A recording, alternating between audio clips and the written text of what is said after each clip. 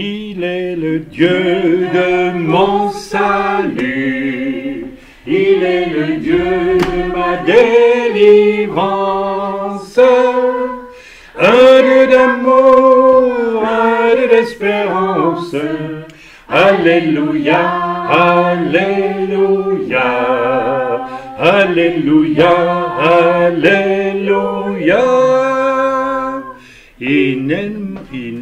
Inem tovu manaim, shevet achim gam yachad.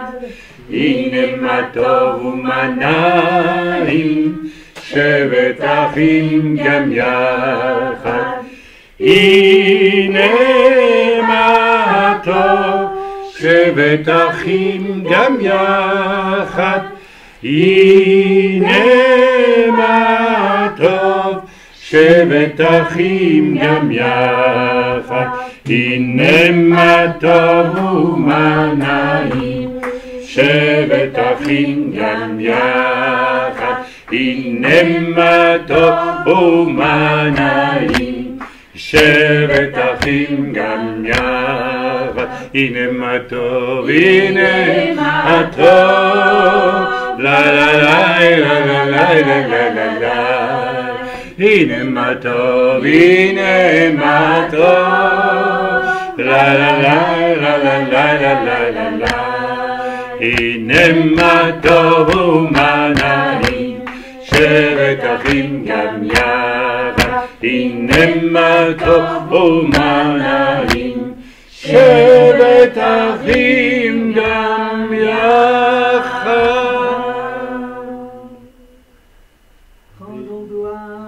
Dieu notre Père, bénissons notre Créateur, que l'Esprit Saint nous libère de la tristesse et de la peur, que la joie de Dieu nous habite, oh oui, que la paix de notre Seigneur ici-bas jamais ne nous quitte, mais qu'elle éclaire notre cœur. Rendons gloire à Dieu notre Père, bénissons notre Rédempteur, et que l'Esprit Saint nous libère de la tristesse et de la peur, que la joie de Dieu nous habite, que la paix de notre Seigneur ici-bas jamais ne nous quitte, mais qu'elle éclaire notre cœur. Seigneur, j'ai envie d'ajouter, le Seigneur, libère-nous aussi de la timidité, de la mollesse, de la faiblesse, du repli sur soi, de toutes ces choses. Seigneur, nous sommes là pour te louer, pour être des témoignages, des reflets de ton amour, de ta force, de ta grandeur, de ta bonté. Merci Père, au nom de Yeshua. Amen. Amen. Alléluia. Adonai ki tov, ki leolam chasdo. Hodu l'Adonai ki tov, ki leolam chasdo. Hodu, hodu, hodu, hodu, hodu l'Adonai ki tov. Hodu, hodu, hodu, hodu, hodu l'Adonai ki tov. Hodu l'Adonai ki tov, ki leolam chasdo. Hodu l'Adonai ki tov, ki leolam chasdo. Hodu, hodu, hodu, hodu, hodu l'Adonai kita. Hodu, hodu, hodu, hodu, hodu, l'Adonai kita. Shema Israel, Adonai Eloheinu, Adonai Echad. Baruch Shem Kevod Malchuto Leolam Vaed. Baruch Shem Kevod Malchuto Leolam Vaed.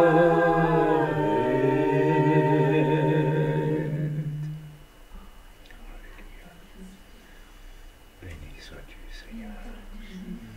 Merci pour ta présence, Seigneur, merci. Merci pour ta paix, merci pour ton amour. Merci, Seigneur, merci notre Père, pour le nom de Yeshua. Seigneur, j'ai envie de réciter ce Notre Père que tu nous as laissé comme une prière merveilleuse, notre Père, qui es aux cieux, que ton règne vienne.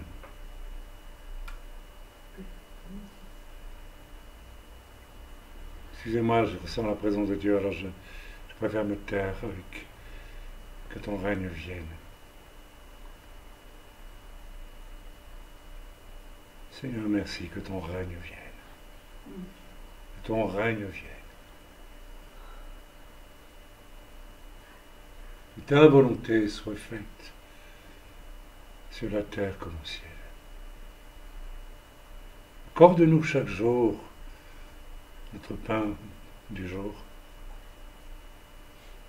Pardonne-nous nos offenses, comme nous pardonnons aussi à ceux qui nous ont offensés.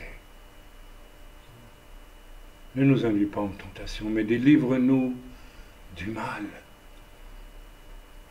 Car c'est à toi qu'appartiennent le règne, la puissance et la gloire au siècle des siècles.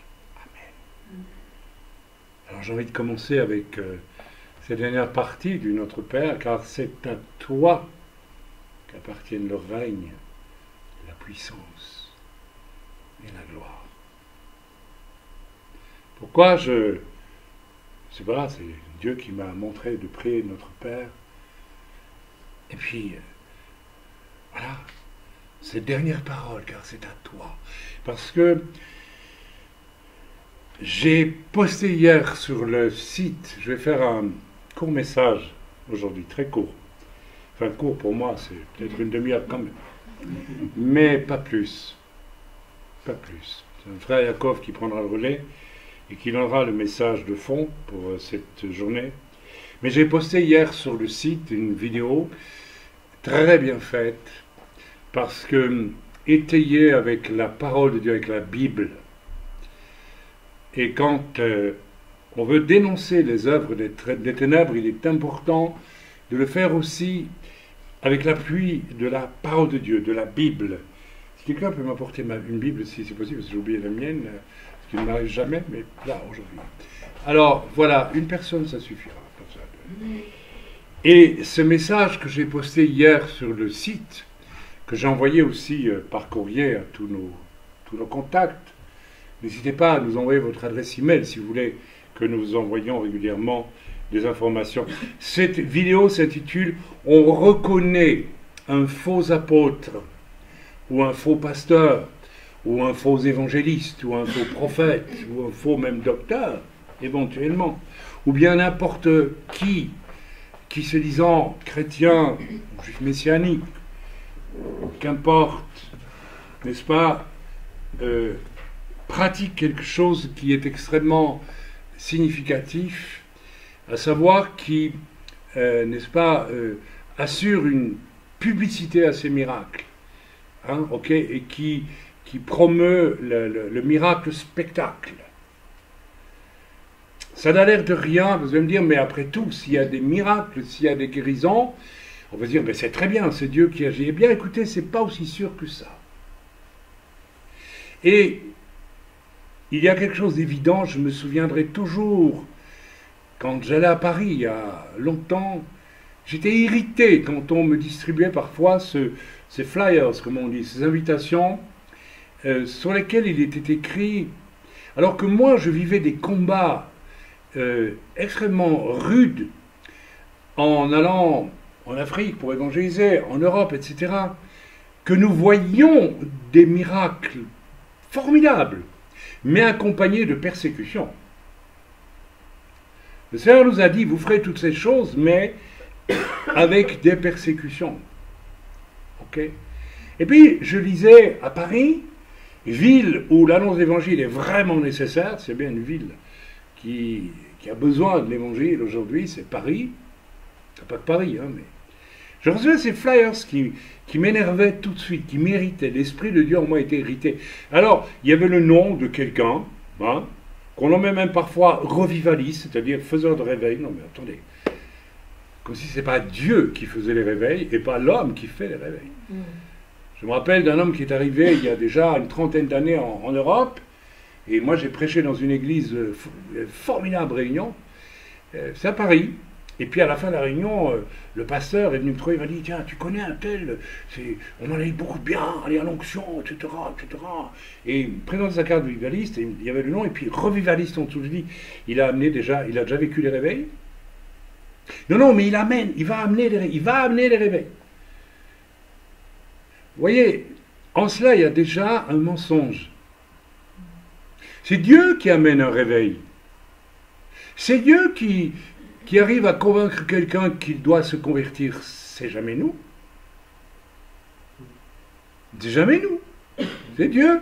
Nous pouvons parler du Seigneur, mais si c'est Dieu qui va mettre dans nos bouches les ingrédients qui vont arriver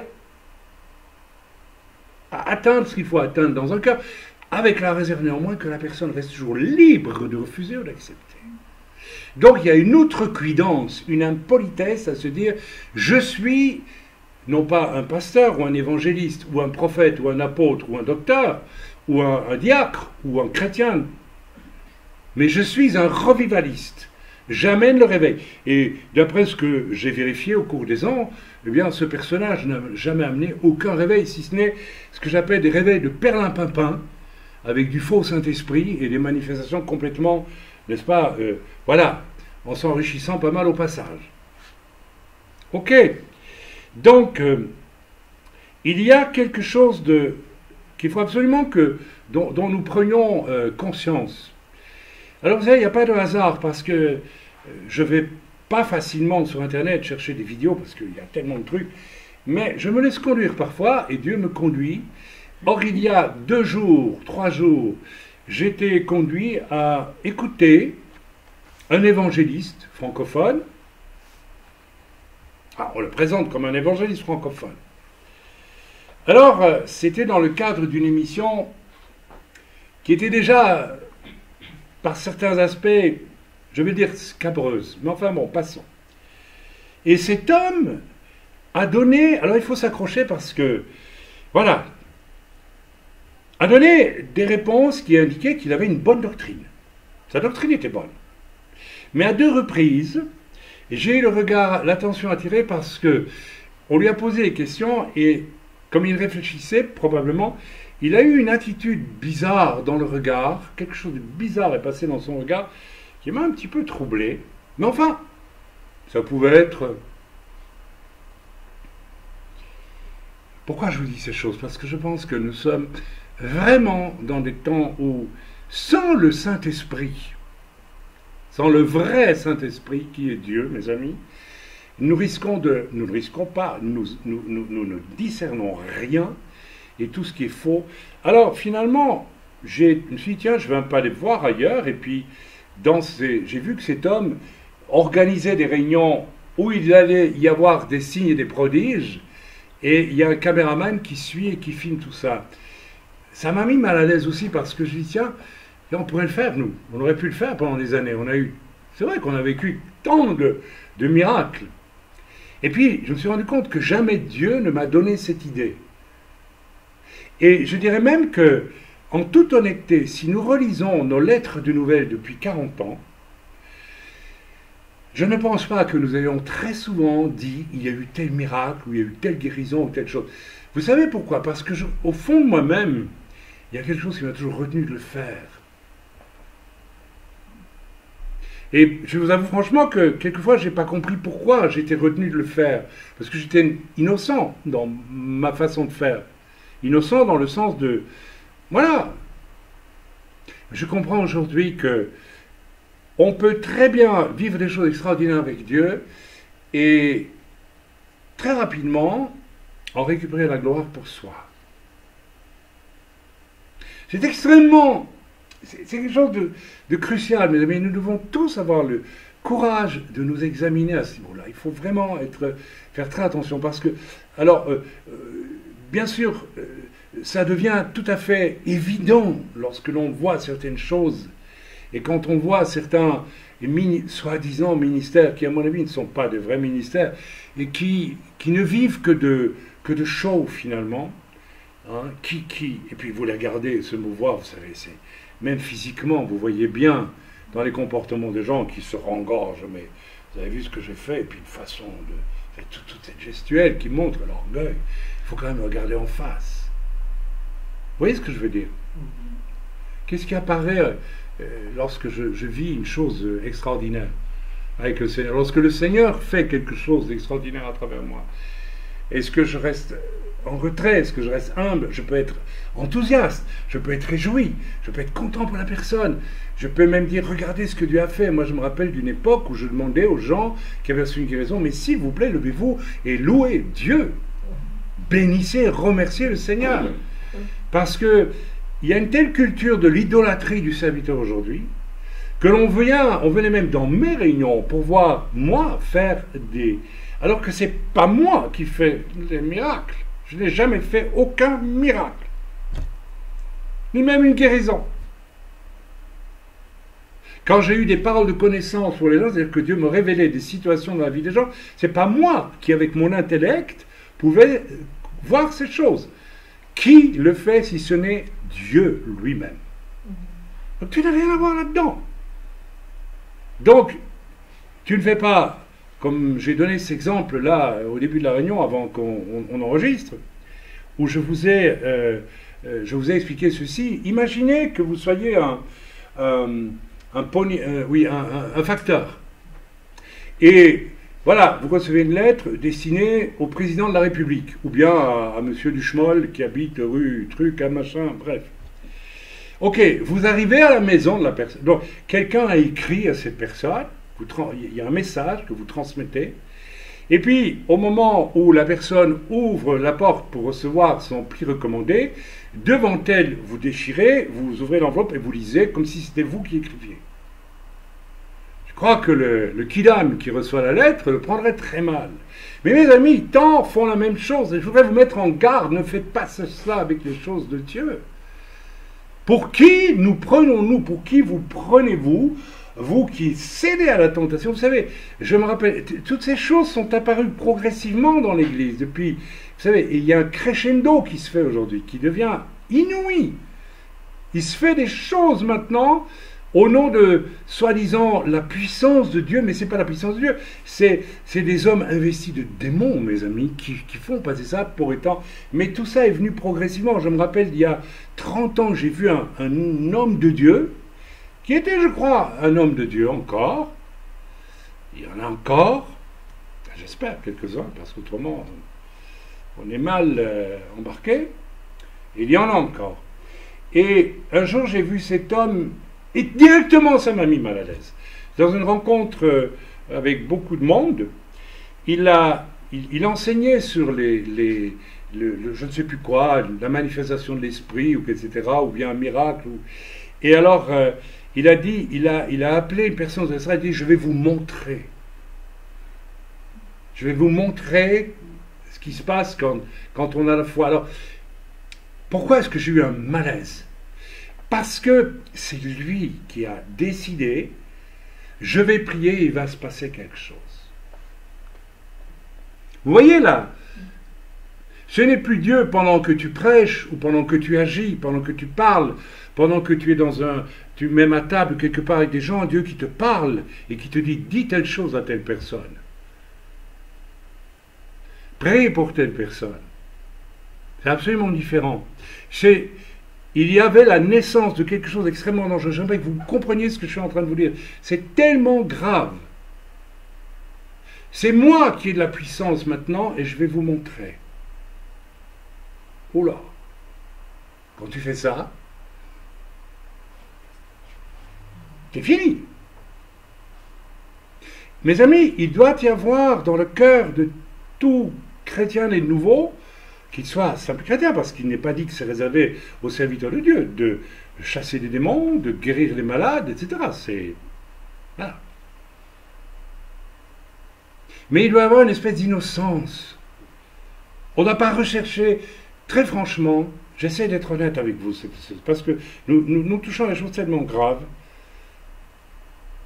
J'ai toujours une passion pour prêcher l'évangile, mais je ne crois pas avoir une seule fois, j'espère, je vais être honnête, hein, je vais être extrêmement honnête, vrai. Non, je n'ai jamais organisé une réunion pour qu'il y ait, en vue du fait qu'il y ait des manifestations spirituelles particulières. Parce que je suis toujours parti du principe, moi je ne sais pas ce que Dieu veut faire, je ne suis pas Dieu, je suis alors, vraiment qu'un outil. Je ne vais pas jouer ici à celui qui est plus humble que humble, mais je vous dis une vérité, elle est certaine. Donc attention, les faux oins, dit ce frère dans cette cassette que je vous invite, c'est pas cassette, c'est cette vidéo que je vous invite, vraiment, je l'ai postée hier s'il vous plaît, allez l'écouter. Donc le titre c'est « On reconnaît un faux apôtre ou un faux pasteur par les miracles soumis à une publicité et les miracles spectacles, le spectacle, n'est-ce pas? Ok. Les faux oins se reconnaissent en ce qu'ils filment et publient sur YouTube leurs réunions avec délivrance, guérison, miracles, etc. Ok. Alors, je vous invite simplement à écouter la vidéo. Je ne vais pas la refaire à sa place. Et il étaye ce qu'il dit de manière magnifique avec la parole de Dieu. Cet homme est un des rares hommes de Dieu que je connaisse aujourd'hui. Il y en a, extrêmement équilibré et qui appuie tout sur la parole de Dieu et qui dénonce tout ce qui n'est pas la parole de Dieu. Et il a raison. Amen. Quand la parole de l'homme prend la place de la parole de Dieu, on est dans une situation extrêmement dangereuse. Alors, effectivement, nous avons vu en 40 ans, chérie, tu le sais, bien des miracles. Alors, témoigner qu'on a vu bien des miracles, ce n'est pas essayer de faire sa publicité. On a vu bien des miracles. Mais nous ne sommes pas ici avec une caméra parce que peut-être que ce matin, quelqu'un va vivre un miracle, je ne sais pas. Mais vous avez vu qu'on n'a pas préparé une caméra pour vous filmer, pour le publier ensuite sur YouTube. J'ai toujours eu un profond malaise avec ça. Et je reviens avec l'histoire des Flyers de Paris. Il était écrit, n'est-ce pas, toujours, on me donnait ça en rue, il faut venir, hein.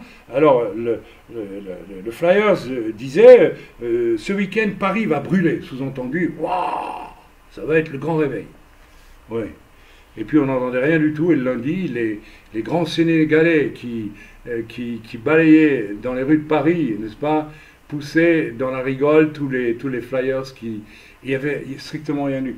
Et ça me mettait en colère quelque part. Je dis, mais on est en train d'appâter les gens avec du Barnum, avec du cirque. Mais derrière le Barnum et le cirque, il y a des faussaires, mes amis. Et il faut faire attention à ça. Donc je vous invite à être extrêmement prudent avec ces gens, et nous ne le ferons jamais, nous ne l'avons jamais fait, qui veulent mettre en spectacle quelque part les choses de Dieu. Je dirais qu'à le frère, dans son message, que je vous demande vraiment d'aller écouter, il dit qu'à partir de ce moment-là, les signes et prodiges ne sont pas de Dieu, ils viennent du diable. Et il a raison. Quand c'est l'homme qui décide de ce qui va arriver, Dieu se retire. Alors, qui fait les miracles? Soyons logiques, soyons strictement, c'est logique ce que je vous dis, c'est pas nébuleux, c'est pas fuligineux, on est obligé de l'admettre. Il revient à Dieu de décider, si Dieu veut arrêter cette réunion, la transformer en réunion de prière, il le fera. Il va nous convaincre, ça nous est arrivé. Ça nous est arrivé d'avoir des réunions. Tu te rappelles de cette réunion en France, que nous avons commencé un culte, c'était un jeudi soir, et soudain Dieu nous a dit arrêtez, commencez à prier, parce que les chrétiens de Bangui sont en train d'être pourchassés pour être massacrés, et je vous demande d'arrêter tout de suite et de prier pour eux. Nous avons arrêté la réunion, nous avons prié. Tu te rappelles de ça? Et j'ai eu la vision, je voyais un frère que je connaissais très bien, hein, un frère que j'aimais bien, et avec qui je travaillais au Centrafrique, quelquefois. Je le voyais fuir par tel chemin, tel chemin, tel chemin, pour aller dans la forêt se cacher avec sa famille et d'autres. Et quelque temps après, quand on a écrit, on a dit voilà ce qui nous est arrivé, on se dit ah, vous décrivez exactement les scènes telles que se sont passées. Mais voyez, ce qui est formidable, c'est que c'est Dieu qui est intervenu. Et c'est extraordinaire. Effectivement, ce que Dieu fait, mais nous n'avons absolument pas programmé cela. Nous n'avons pas dit, nous allons amener des caméras, faire une réunion de réveil. Non, rien du tout. On a fait une réunion ordinaire, normalement, où je devais peut-être prêcher. C'était une étude biblique. Alors, j'aimerais vraiment que nous revenions, si c'est possible encore, pour beaucoup, ça me semble très difficile, à une espèce d'innocence dans nos pratiques. Il n'y a pas besoin de rechercher la puissance de Dieu. Il n'y a pas besoin d'attirer des foules pour leur faire voir du Barnum.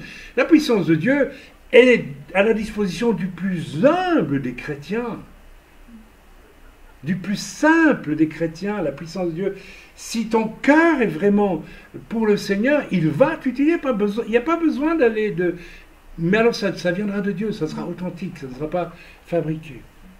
Donc effectivement, comme je disais, nous avons en 40 ans presque de ministère, je m'embrouille toujours avec les chiffres. Ma femme dit 33. 34, 35, faut que tu décides, hein, tu dis 34 ou 35. Donc 40 ans de conversion et 35 ans de ministère à peu près. Hein, tu vois, grosso modo. Je suis fâché avec les chiffres, ne m'en veuillez pas, c'est comme ça. Depuis l'école, tout petit, je suis un homme des lettres et je suis un poète plus qu'autre chose, mais pas... je sais compter. Voilà. J'aime pas. Voilà, nous avons vécu tant de guérisons, de miracles et de manifestations des 9 dons de l'Esprit. Je n'ai pas honte de dire parce que c'est vrai. Déjà là, on a un problème. Quand on voit certaines des manifestations qu'on a aujourd'hui, on essaye de les caser parmi un des 9 dons spirituels. Vous les connaissez, ces 9 dons. Le baptême du Saint-Esprit, qui donne le parler en langue, la traduction, l'interprétation, la prophétie, la parole de connaissance, la parole de sagesse, le don de foi, le don de guérison, le don de miracle, et j'en oublie un, je ne sais pas lequel, pas 9. Alors voilà, je me suis entraîné moi aussi pendant les années à bien vérifier, à bien comprendre, parce que beaucoup de croyants, et je ne sais pas pourquoi d'ailleurs, confondent par exemple la prophétie et la parole de connaissance. C'est très courant, c'est très banal. Confondent la prophétie du prophète et la prophétie du don de prophétie, ce qui sont deux choses différentes. Donc, et j'ai enseigné beaucoup là-dessus.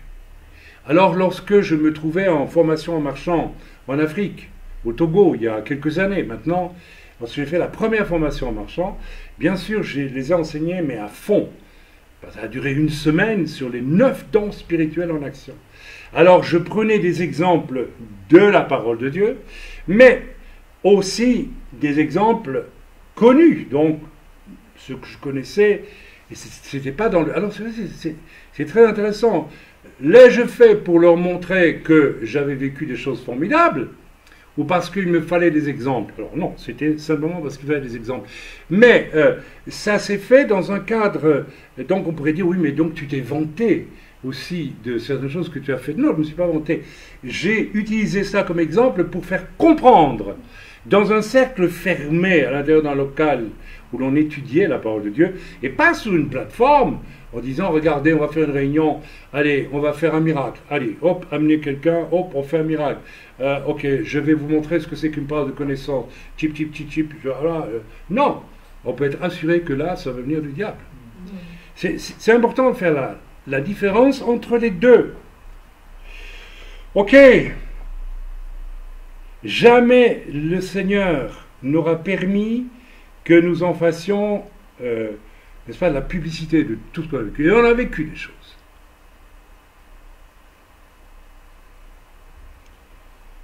Mais certaines époustouflantes. Mais que toute la gloire revienne à Dieu. Si quelquefois je donne l'un ou l'autre exemple, c'est pour enseigner, c'est pas pour dire, voilà, on a vécu ça, nous. Amen. Les actions de la puissance de Dieu ne se commandent pas, et nous ne pouvons les prévoir. Je vous ai parlé hier, je pense, ou l'autre jour, d'un ministère que je croyais être un ministère bien, enfin voilà, et que j'ai entendu un jour, c'était en Afrique. C'était un homme de Dieu qui avait l'air sérieux, il était très sérieux. Mais avec le recul, je vais vous dire franchement, il y avait quelque chose qui me dérangeait un petit peu. C'était une dureté qui venait au fond de l'orgueil. Il présentait bien, il était un bon gardien des églises de sa région, c'était un prophète, on le disait prophète, moi je n'ai jamais entendu prophétiser, mais ok, il était prophète. Et il y avait une dureté, il y avait quelque chose qu'il n'avait pas. Et pourtant, il était apparemment bon sous tous égards, jusqu'au jour où je l'ai entendu prêcher. Saint-Esprit, je te commande d'agir maintenant. Ou quelque chose du style. Oh, ce jour-là, j'ai été très mal à l'aise. Vous vous rendez compte? Dieu nous fait la grâce de nous utiliser pour que sa gloire soit manifestée, et nous dirions à Dieu, veuille bien venir s'il te plaît, on a besoin de toi ici. Non mais attendez, on est où là? Et si vous regardez bien ce qui se passe sur nombre de grandes estrades aujourd'hui, et ça devient catastrophique, mais ces gens, n'est-ce pas, commandent à Dieu de faire ceci, de faire cela, et en réalité, ce n'est même plus Dieu qui répond, c'est le diable qui répond. Avec toutes ces manifestations absolument non bibliques d'ailleurs. Ok, donc faisons bien attention, mes amis. Voilà. Ok. D'ailleurs, je pense à ce fameux verset. Alors j'ai compris. Et moi, je mets parfois du temps pour comprendre certaines choses. Je ne prétends pas avoir tout compris. Mais il y a un verset qui m'a toujours un peu... voilà. Vous savez, ce verset où il est dit que à la fin, beaucoup viendront devant Dieu et diront, n'avons-nous pas chassé des démons, n'avons-nous pas fait des miracles? Vous connaissez ce fameux verset. Et le Seigneur leur répondra, retirez-vous de moi, vous qui commettez l'iniquité. Mais quelle iniquité? Eh bien, la voilà l'iniquité. C'est une iniquité qui peut-être s'est jamais vue jusqu'à aujourd'hui dans l'histoire de l'humanité, qui se voit aujourd'hui dans l'Église de plus en plus apostate. C'est voler à Dieu la gloire qui revient à Dieu pour se mettre en valeur. Et puis pire que ça, pour devenir un roi terrestre. J'ai parlé de roi terrestre lors du dernier message, je vous rappelais, un roi terrestre parmi les hommes, tout en prétendant être un serviteur de Dieu. Et on voit des choses de plus en plus effrayantes qui se passent. Il n'y a pas qu'en Afrique, il y a ça aux États-Unis, il y a ça en Europe. Alors mes amis, attention, parce qu'on peut rapidement être mis sur ce chemin, il faut y veiller à tout prix. Il faut veiller à tout prix à échapper à cela. Vraiment échapper à cela. Ok, je crois que j'en ai dit assez. Là, j'ai compris. Retirez-vous de moi, vous qui commettez l'iniquité. Mais nous avons chassé des démons. Mais nous avons vécu des miracles. Nous avons fait des choses extraordinaires. En ton nom. En ton nom. Je crois que c'est écrit en ton nom. Je n'ai pas le verset sous les yeux. Et le Seigneur dira, retirez-vous de moi, je ne vous ai jamais connu. Vous qui commettez l'iniquité. Ça veut dire, je n'ai pas été avec vous quand vous avez fait... Quoi? Nous avons chassé des démons en ton nom, mais tu n'étais pas là? Ça veut dire, je n'ai pas... Vous l'avez fait en mon nom, de la bouche, mais c'est... Pas moi qui l'ai fait. Qui l'a fait? Vous qui commettez l'iniquité. Qu'est-ce qui est inique? C'est de s'attribuer quelque part des choses qui ne nous appartiennent pas. C'est vouloir voler la gloire. Quel est le premier personnage dans l'histoire de l'humanité qui a voulu voler la gloire de Dieu? pouvez répondre? Lucifer. C'est Satan, c'est Lucifer. Moi, je n'ai vraiment aucune envie de paraître devant Dieu à la fin de mes jours et qu'il me dise « Fils du diable, retire-toi. Tu as essayé de voler ma gloire. » Ça me fait peur, mes amis. Je me dis, mais j'espère que... il vaut mieux avoir cette espèce de crainte que de se dire, non, on y va, parce qu'on y va, hein. On s'excite, on y va. Hein. La gloire, la gloire, la gloire, la gloire. Pourquoi est-ce que les chrétiens parlent tant de gloire aujourd'hui? Mais tu n'as aucune gloire. Quel est le moment dans la vie de Yeshua? Attendez, toute la vie, tout son ministère, 3 ans. Il y a un moment où finalement il sera glorifié, c'est dit l'Écriture que lui, c'est à quel endroit? C'est à quel endroit? Sur la croix.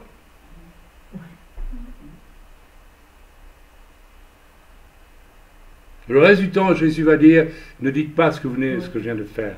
Taisez-vous, je ne veux pas la gloire des hommes. Je ne veux pas la gloire, je ne suis pas venu pour ça. Je suis venu pour guérir les malades, pour sauver les âmes, pour accomplir la loi. Je suis venu pour donner ma vie en rançon de plusieurs. Voilà, rien d'autre. Ça devrait être la même règle pour nous, a fortiori, qui disons servir le Seigneur, ou alors taisons-nous à jamais. Taisons-nous à jamais.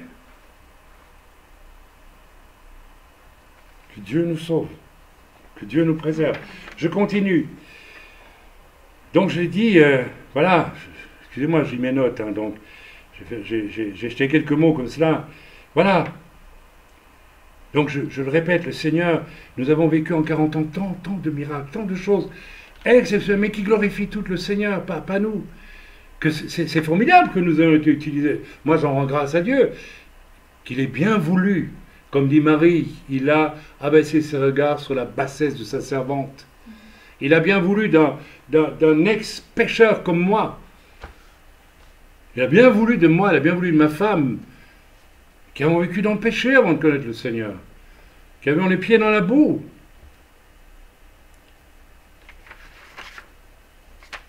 Mais que la gloire lui revienne. Plus nous allons connaître la gloire de Dieu qui passe à travers nous, plus le Seigneur va nous demander de l'humilité. Moi, ça, c'est une règle que j'ai vérifiée. Nous avons vécu dans l'œuvre, vous le savez, des choses très fortes. Puisque Dieu m'a dit d'aller avec votre prière par derrière, aujourd'hui on peut en parler. On peut le dire publiquement. Il n'y a personne derrière moi pour me filmer quand je l'ai fait. Sur des hauts lieux très particuliers de la terre, pour prier d'une certaine façon et pour annoncer des choses extraordinaires. Je peux le dire aujourd'hui parce que pendant 10 ans, le Seigneur m'a dit, tu n'en parles pas. Parce que c'était trop proche. Ça aurait excité des passions, ça aurait excité des... Et je ne veux pas que tu en parles.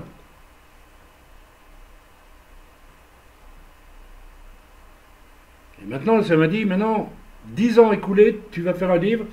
Et quel est le but de ce livre? Je me suis posé la question aussi, mais Seigneur, quel est ton but? Et je crois avoir compris que le Seigneur voulait, 10 ans après, donc il n'y a plus de connexion directe, il n'y a jamais un caméraman qui est venu avec moi pour filmer. Vous allez lire ce que nous avons vécu sur le bord du Gange il y a déjà quelques années, et les conséquences de ce qui s'en est suivi, à savoir un réveil aujourd'hui. Mais j'aurais amené un caméraman avec moi à l'époque. Et j'aurais ensuite interviewé des gens avec le réveil qui s'en est suivi là-bas en Inde.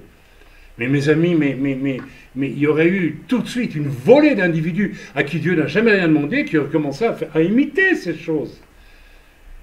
Vous comprenez, quand les choses véritablement glorieuses venant du Seigneur, plus elles sont fortes et importantes, plus elles vont requérir de l'humilité, de la discrétion, du retour à l'intérieur de soi. C'est à l'intérieur de soi qu'on doit gérer ces choses. Avec notre conscience, avec notre âme aussi, qu'on doit savoir.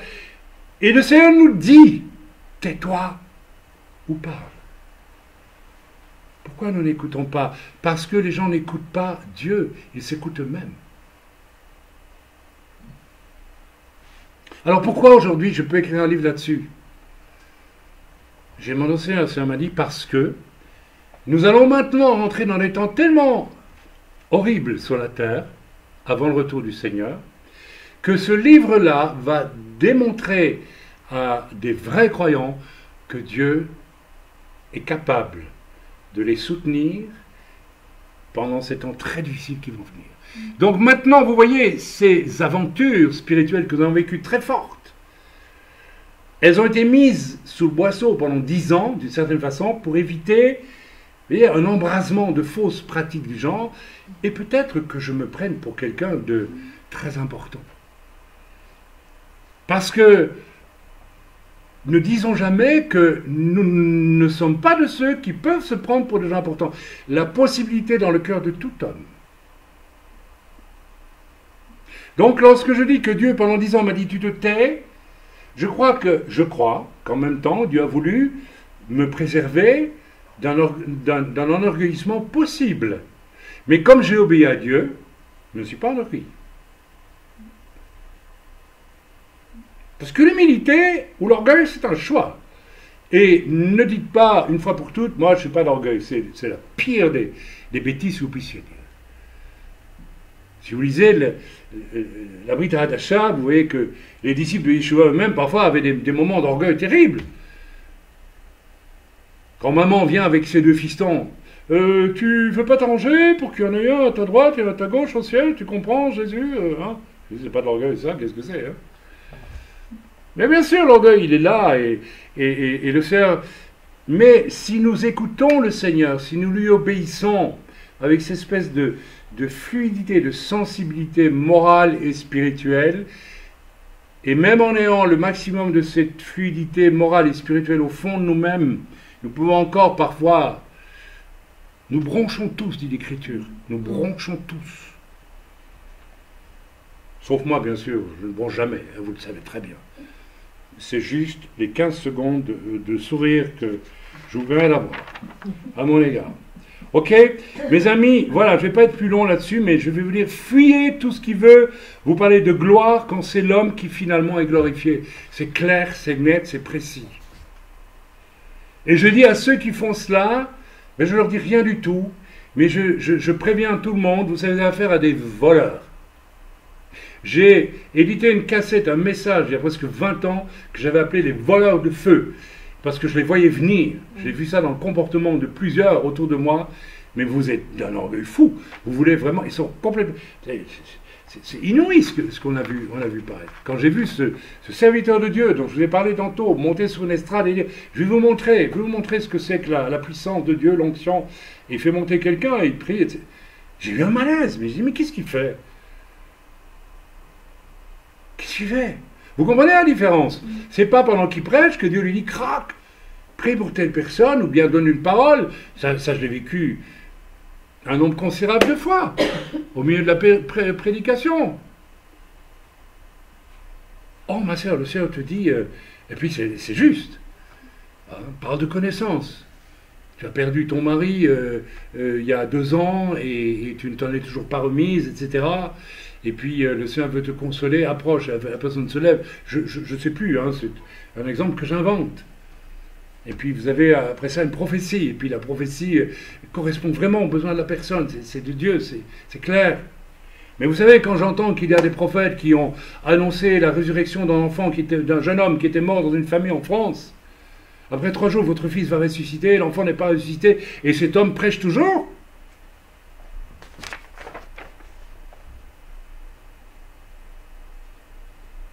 Les seules raisons de parler, parfois, je l'ai dit, de ce qui a été vécu, c'est toujours avec un recul pour enseigner.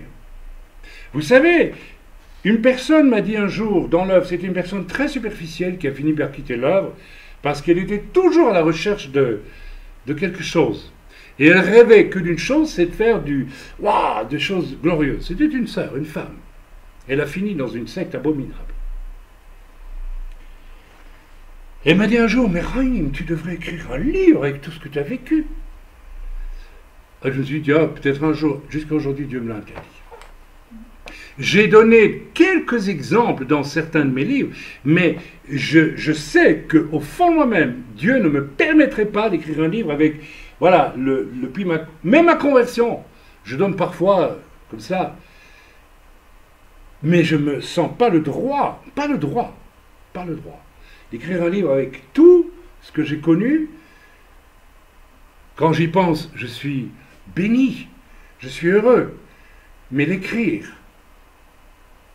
de A à Z,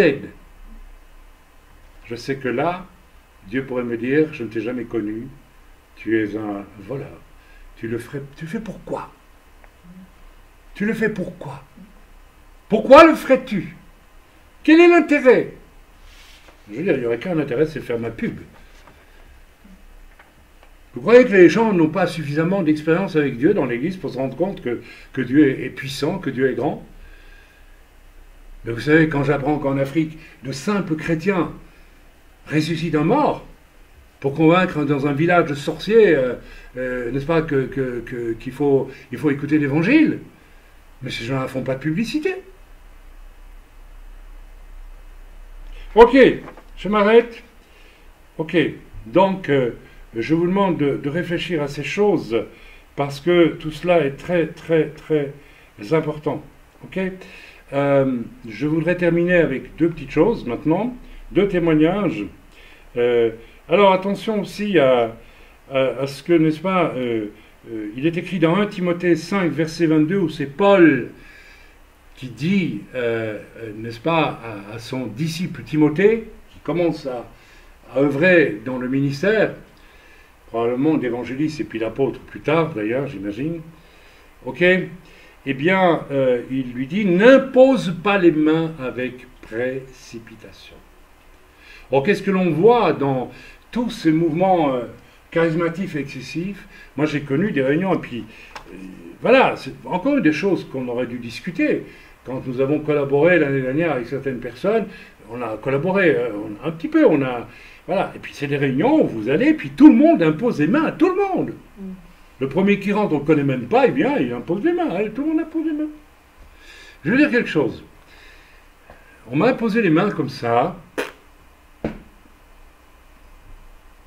crois que Dieu n'y est même pas. L'imposition des mains, mes amis, mais c'est quelque chose de... Si Paul dit, n'impose pas les mains avec précipitation. Je vais vous donner un témoignage. Et puis je terminerai avec un autre témoignage, et puis je laisserai la place à mon frère. Il y a, je ne sais pas combien d'années, j'étais tout jeune évangéliste à l'époque, j'étais invité à prêcher dans une église de la région de Charleroi en Belgique, et le pasteur, vraiment, je ne vais pas citer son nom parce que, non pas que lui, je ne veux pas le citer, mais la personne dont je vais parler pourrait peut-être être reconnu et je ne le veux pas, mais le témoignage est très important. Mais je rends grâce au pasteur qui m'avait invité parce que c'est pas évident quand on est jeune évangéliste. Vous savez, on a énormément d'opposition, hein, et il voulait m'encourager. Et donc j'étais allé dans son église, j'avais prêché, et puis après cela, j'avais prié pour les malades, etc. Et je me souviens, une femme s'est approchée de moi pour que je prie pour elle. Et dès que je l'ai vue, j'ai eu une vision. Et pour moi, c'était une parole de connaissance. Je vais vous dire pourquoi. J'ai vu autour d'elle une aura comme cela, assez épaisse, de peut-être près de 10 cm, comme un contour. Et c'était gluant et gras, c'est-à-dire impur. Très impur. Vous savez que dans le judaïsme, enfin dans la loi que Dieu a donnée aux Juifs, on l'a lu c'est temps dernier dans la paracha, il était interdit de consommer du sang et de la graisse. Parce que la graisse, paraît-il, a tendance à amollir l'individu, donc à le conduire vers des choses de corruption un peu. Et le sang excite les passions violentes et cruelles. Donc voilà. Et je voyais autour de cette chrétienne une espèce de contour gluant et gras. Tout de suite, le Seigneur m'a dit, attention. Il m'a rien dit, mais j'ai compris. C'est ça qui est avec le Seigneur, que je ne devais pas mettre les mains sur elle. Et ça m'est arrivé plus d'une fois dans la réunion, où le Seigneur m'a dit, tu ne touches pas à cette personne. Pourquoi? Parce que si j'avais imposé mes mains à cette personne, je mettais mes mains dans ce magma gluant, impur, parce que c'est impur. C'est pas, est-ce que Dieu nous demande de bénir l'impureté? Non. Nous devons être attentifs. Alors qu'on voit des réunions où tout le monde impose les mains à tout le monde, mais attendez, on va où là?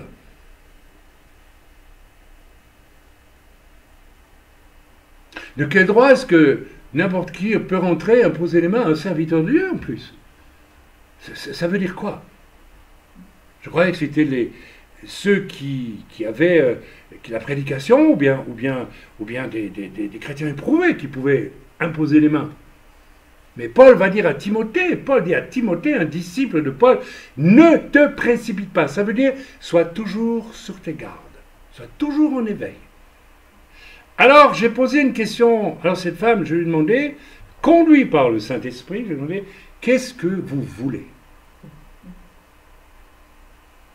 Jésus demandait souvent aux gens, qu'est-ce que tu veux que je te fasse? Qu'est-ce que tu veux? Alors, mais, oh, écoutez, j'aimerais, alors une petite voix comme ça, hein, oh, c'est du masse-pain, ces gens-là. Hein. Vous leur donnez le bon Dieu sans confession. Hein. Et puis derrière, vous sentez bien que ça pue le mensonge. Hein. Alors, oui, écoutez, j'aimerais que vous priez parce que vous comprenez, il me maltraite et puis il m'injurie, vous comprenez, et puis moi, vous savez, déjà quand quelqu'un me dit il m'injurie, il me maltraite, si c'est votre mari, vous dites mon mari me maltraite. Alors je dis mais il, c'est qui? Ah, mais vous savez, je l'héberge depuis un certain temps, mais il habite au premier étage et moi j'habite au rez-de-chaussée. Et entre le premier étage et le rez-de-chaussée, ça c'est venu du Seigneur, vous avez coupé l'escalier. Je l'ai ordonné de sortir de l'église. Et je dis, vous osez venir vous faire imposer les mains? Je ne lui ai pas dit, mais entre parenthèses, vous couchez avec cet homme. C'est votre concubin, qui n'est pas chrétien, ou qui est peut-être même chrétien. Tiens, c'est peut-être la femme. Parce que des années après, j'ai rencontré un homme pseudo-chrétien qui vivait au crochet d'une femme chrétienne, à moitié chrétienne. Ah, il se passe de ces choses. Ah oui, bien sûr. De cette région-là. Tiens, est-ce que j'aurais rencontré les deux sans m'en rendre compte? Et j'ai dit, vous allez rentrer chez vous. Vous mettez cet individu à la porte de chez vous, vous vous repentez et vous revenez après dans l'église. Donc, vous voyez qu'il y a des situations où on ne peut pas imposer les mains. Et on ne peut pas non plus se laisser imposer les mains par n'importe qui. Vous savez, je vais vous choquer, mais qu'importe. Qu'importe, il faut le faire. J'ai connu un homme qui voulait absolument travailler avec moi. Je ne dirais pas où. Il m'a tanné, et son épouse m'a tanné pendant 2 ou 3 ans pour ça. Et l'Esprit de Dieu me disait toujours en moi, non. Et un jour, le Seigneur m'a dit, laisse-le venir, tu vas voir. Écoutez-moi. Cet homme est venu, prétendument étant un prophète, formé d'ailleurs par un soi-disant prophète, que nous avons bien connu. Homme rempli d'orgueil. Et il a commencé à nous faire un message sur le prophète. Très bien. Okay. Un message. D'ailleurs, entre parenthèses, vous savez que le ministère essentiel du prophète, ce n'est pas d'annoncer nécessairement des choses. Le premier ministère du prophète, c'est de ramener l'Église au milieu du village quand c'est nécessaire. Si vous lisez l'histoire des prophètes, c'est toujours été des gens qui ont dit « ça suffit, telle chose, arrêtez ça ». Le Seigneur a dit que ramenez les choses à elles doivent être. C'est ça le vrai prophète. La vraie fonction, vous devez reconnaître un vrai prophète. Ne courez plus de ces prophètes qui vous annoncent toutes sortes de bêtises, de mensonges, qui vous font plaisir. Qui ont des mines gentilles, gentillettes, efféminées qui sont. Oui, certains, absolument. Je n'ai pas peur de le dire. Menteurs. Un vrai prophète, c'est un homme de courage, c'est un homme qui est prêt à mourir pour ramener les choses dans la vérité quand il le faut et il le faut. Qu'est-ce que vous pensez de Jean-Baptiste? Race de vipères, qui vous a appris à fuir la colère? Il a dit ça avec des pincettes? Comment vous voulez dire une chose pareille? Ça, c'est le prophète. Première fonction du prophète. Alors cet homme est venu, il nous a fait un discours sur le prophète, c'était ridicule, il n'y avait rien du tout, Et puis il a commencé à prophétiser, il nous a fait du karaté prophétique. Et toutes ces grimaces-là. Qu'est-ce qu'il fait? C'est bon, ça va, on laisse. Et quand il a eu fini de faire ces fausses prophéties, avec moult démonstrations pour convaincre les gens, n'étaient pas convaincus du tout, je vous assure que c'est vrai, tu t'en souviens, peut-être tu étais là, non? Tu n'étais pas là. Le Seigneur m'a dit, maintenant tu vas te lever, Chaim, à la fin de la réunion. Et je me suis levé aussi calme que ce que je suis maintenant.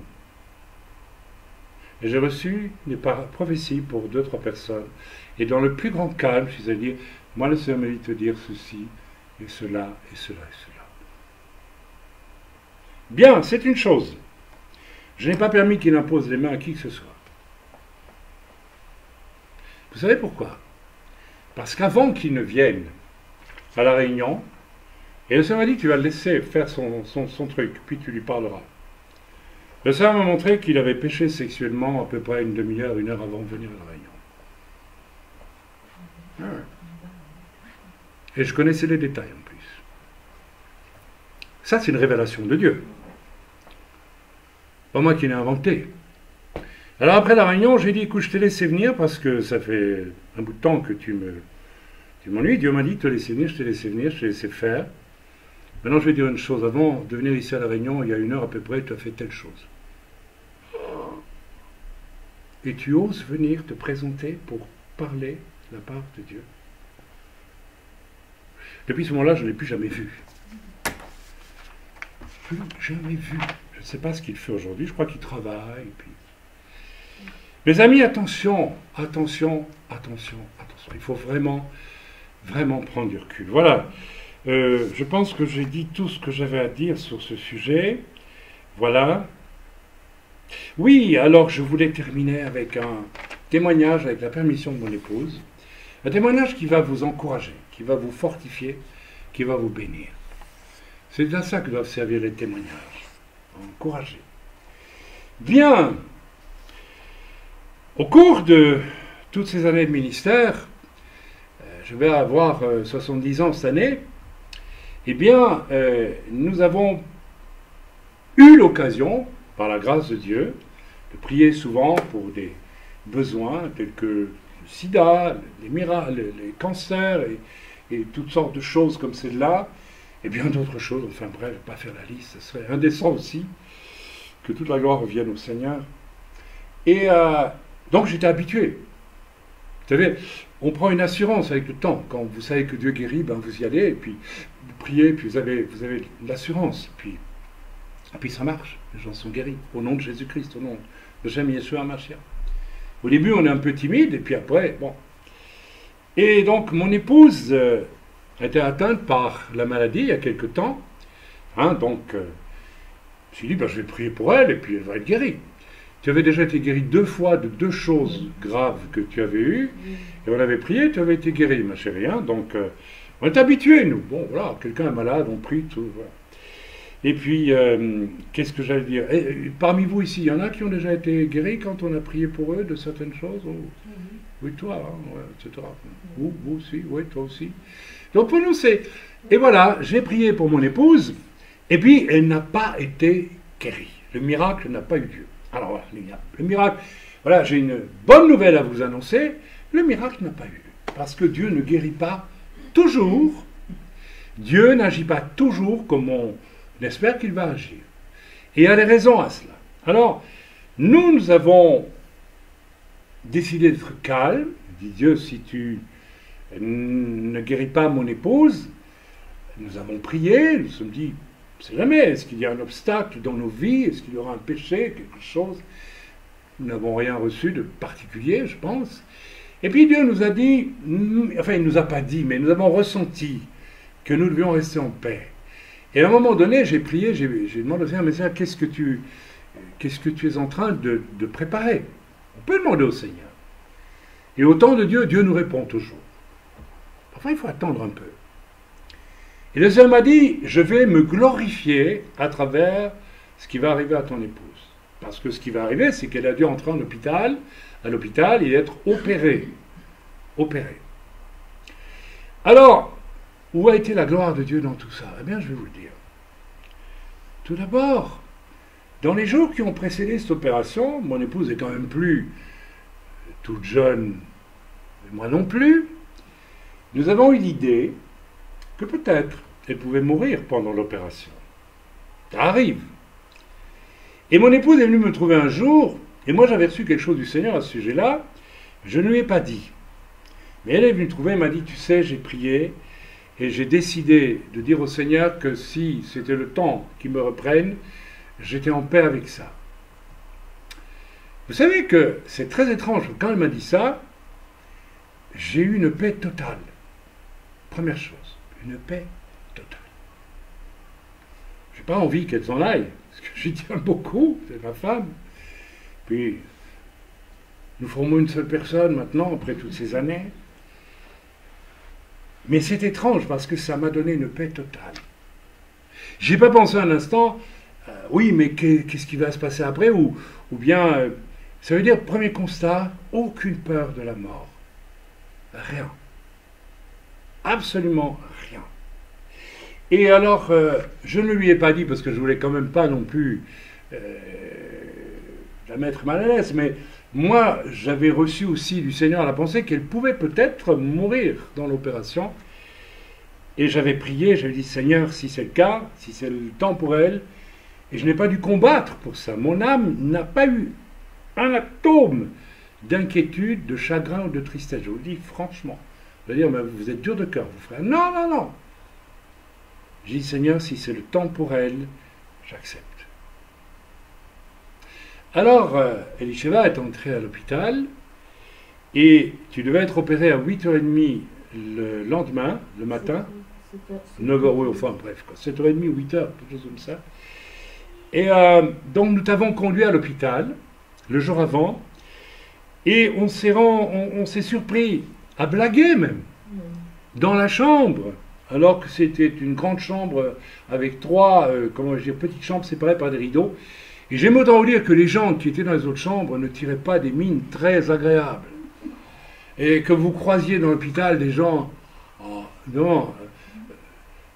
très mal, avec des mines. Et là, nous sommes entrés, et ma femme aussi, avec un sourire radieux, avec l'idée qu'elle allait peut-être mourir. Mais c'est extraordinaire. Voilà quelque chose qui glorifie le Seigneur. Et alors, nous nous sommes assis en attendant que les infirmières viennent, etc. Et nous avons blagué même. Tu étais là, je pense, Rivka. Tu étais témoin. Nous avons blagué. Et c'est vrai que le personnel nous a regardé, l'air de dire un petit... il y a quelque chose chez ces gens d'un peu bizarre. Ils doivent être un peu innocents et ils ne se rendent pas compte de ce qui va arriver.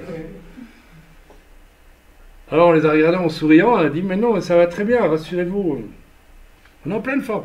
Je crois qu'ils voulaient tout de suite avoir des paroles du style « Ne vous tracassez pas, tout ira bien ». Non, mais il n'y a pas de problème.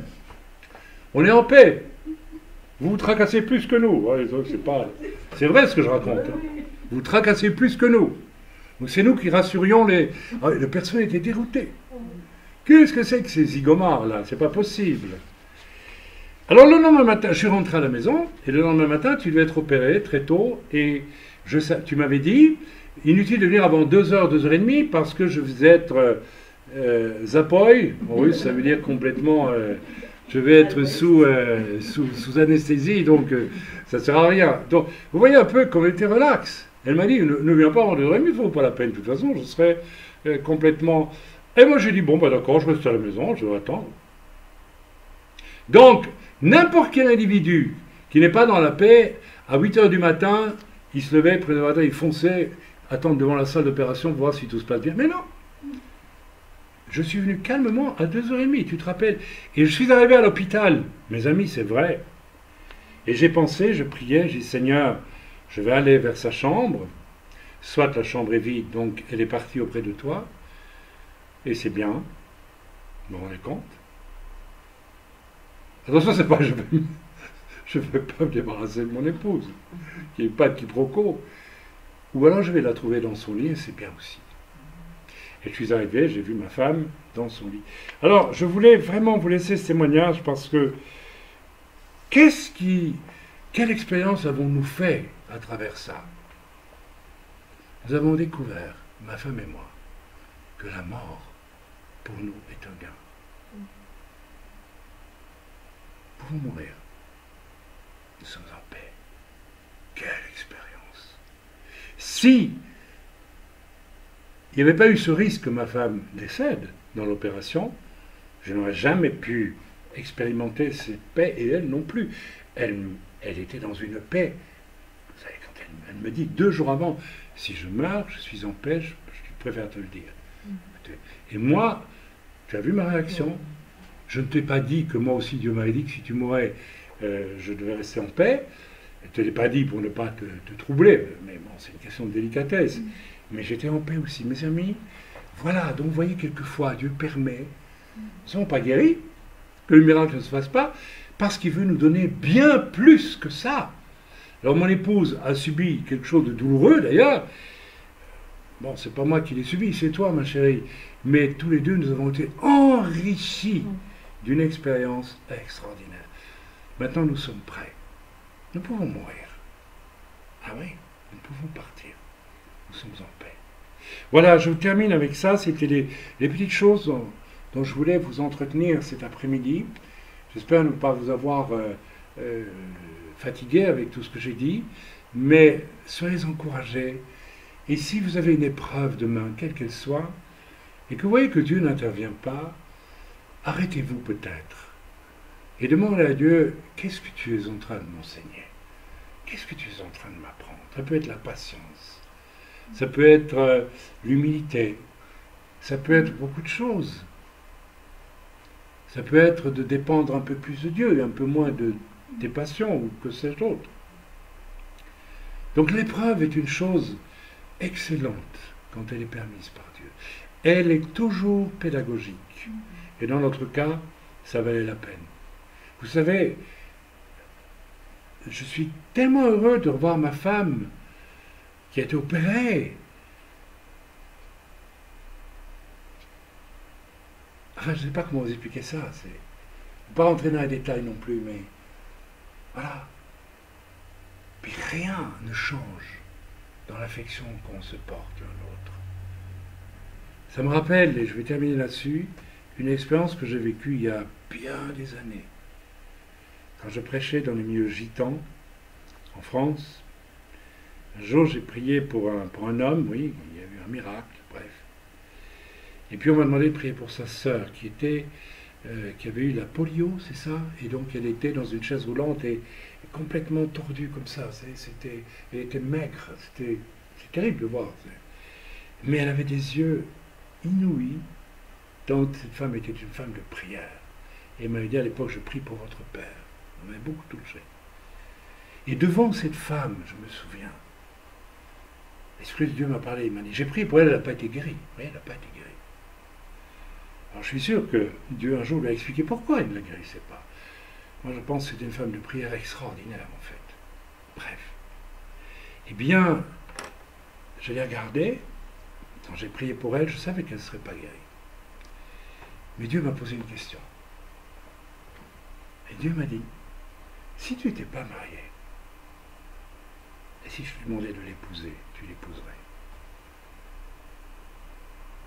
Ça c'est une expérience. Hein.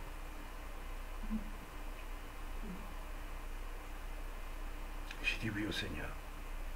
Je l'ai aimé. Ah, je l'aimais. Pourquoi n'aurait-elle pas droit à un mari? Pourquoi? Et pourquoi pourrais-je dire non? Il n'y a pas de raison.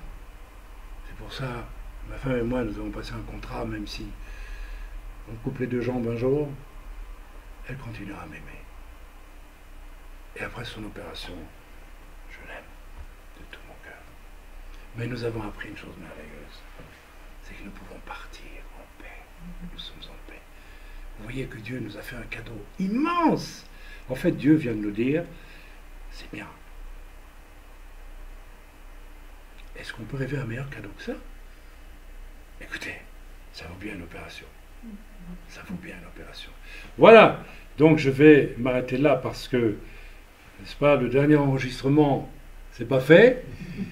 Peut-être que le Seigneur l'a permis parce que ce que j'ai amené était quand même assez costaud et ça risquait de m'amener peut-être bien des attaques. C'est inévitable quand on prêche ce que Dieu nous demande de prêcher. Donc je vais arrêter l'enregistrement, mon frère Jacob. Ça enregistre toujours et je vous salue tous dans le nom de Yeshua. Amen.